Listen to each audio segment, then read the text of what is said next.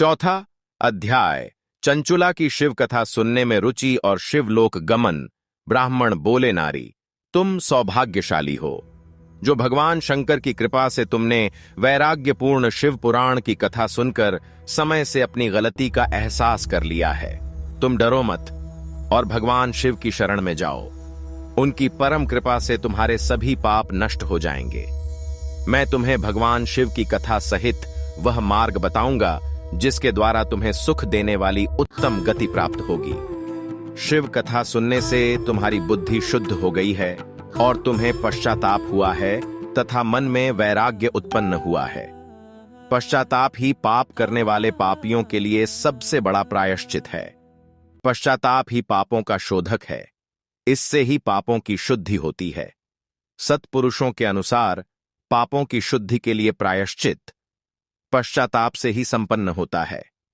जो मनुष्य अपने कुकर्म के लिए पश्चाताप नहीं करता वह उत्तम गति प्राप्त नहीं करता, परंतु जिसे अपने कुकृत्य पर हार्दिक पश्चाताप होता है वह अवश्य उत्तम गति का भागीदार होता है। इसमें कोई शक नहीं है।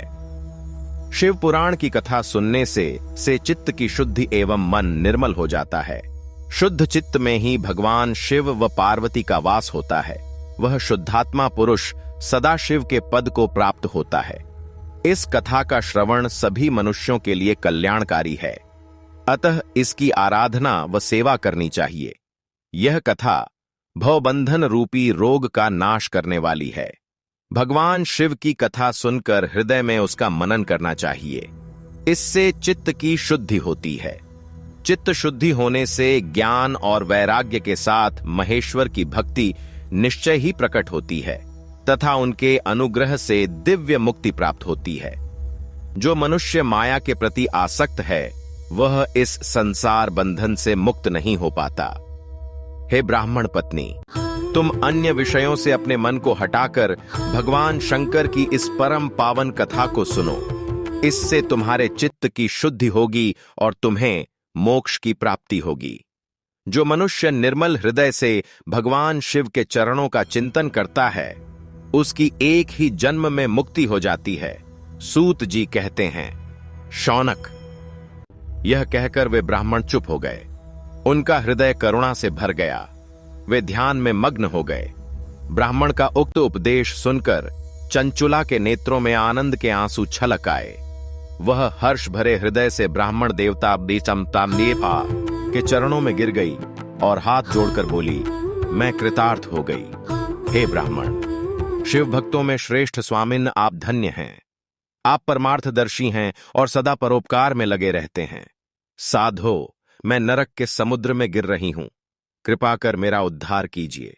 जिस पौराणिक निक व अमृत के समान सुंदर शिव पुराण कथा की बात आपने की है उसे सुनकर ही मेरे मन में वैराग्य उत्पन्न हुआ है। उस अमृतमयी शिव पुराण कथा को सुनने के लिए मेरे मन में बड़ी श्रद्धा हो रही है। कृपया आप मुझे उसे सुनाइए। सूत जी कहते हैं, शिव पुराण की कथा सुनने की इच्छा मन में लिए हुए चंचुला उन ब्राह्मण देवता की सेवा में वहीं रहने लगी। उस गोकर्ण नामक महाक्षेत्र में उन ब्राह्मण देवता के मुख से चंचुला शिव पुराण की भक्ति, ज्ञान और वैराग्य बढ़ाने वाली और मुक्ति देने वाली परम उत्तम कथा सुनकर कृतार्थ हुई। उसका चित्त शुद्ध हो गया। वह अपने हृदय में शिव के सगुण रूप का चिंतन करने लगी। वह सदैव शिव के सच्चिदानंदमय स्वरूप का स्मरण करती थी। तत्पश्चात अपना समय पूर्ण होने पर चंचुला ने बिना किसी कष्ट के अपना शरीर त्याग दिया। उसे लेने के लिए एक दिव्य विमान वहां पहुंचा। यह विमान शोभा साधनों से सजा था एवं शिवगणों से सुशोभित था। चंचुला विमान से शिवपुरी पहुंची। उसके सारे पाप धुल गए। वह दिव्यांगना हो गई। वह गौरांगी देवी मस्तक पर अर्धचंद्र का मुकुट व अन्य दिव्य आभूषण पहने शिवपुरी पहुंची। वहां उसने सनातन देवता त्रिनेत्रधारी महादेव शिव को देखा। सभी देवता उनकी सेवा में भक्तिभाव से उपस्थित थे। उनकी अंग कांति करोड़ों सूर्यों के समान प्रकाशित हो रही थी। 5 मुख और हर मुख में 3-3 नेत्र थे। मस्तक पर अर्धचंद्राकार मुकुट शोभायमान हो रहा था।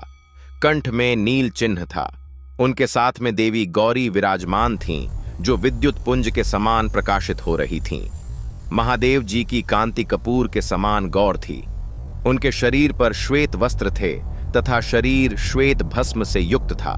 इस प्रकार भगवान शिव के परम उज्ज्वल रूप के दर्शन कर चंचुला बहुत प्रसन्न हुई। उसने भगवान को बारंबार प्रणाम किया और हाथ जोड़कर प्रेम, आनंद और संतोष से युक्त हो विनीत भाव से खड़ी हो गई। उसके नेत्रों से आनंदाश्रुओं की धारा बहने लगी। भगवान शंकर व भगवती गौरी उमा ने करुणा के साथ सौम्य दृष्टि से देखकर चंचुला को अपने पास बुलाया। गौरी उमा ने उसे प्रेम पूर्वक अपनी सखी बना लिया। चंचुला सुखपूर्वक भगवान शिव के धाम में उमा देवी की सखी के रूप में निवास करने लगी।